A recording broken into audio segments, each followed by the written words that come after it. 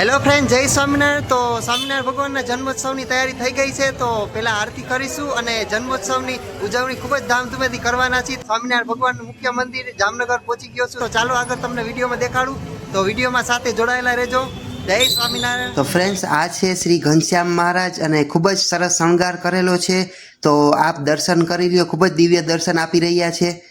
તો ઘનશ્યામ મહારાજનો જન્મોત્સવ છે, તો આગળ આરતી પણ કરવાની છે અને રાસ ગરબા પણ છે। તો આગળ તમને વિડીયોમાં દેખાડીશ, તો વિડીયોમાં જોડાયેલા રહેજો અને આરતીનો લાભ લેજો। તો મિત્રો, આરતી શરૂ થઈ ગઈ છે હવે।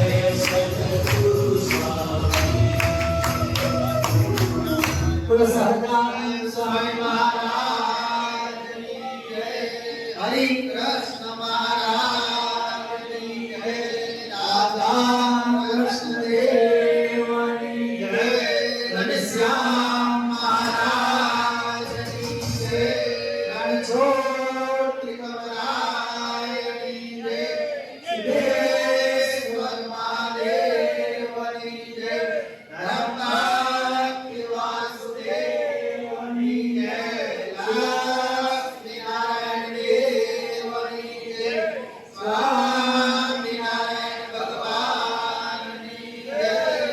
Salma Kera Nanda Payo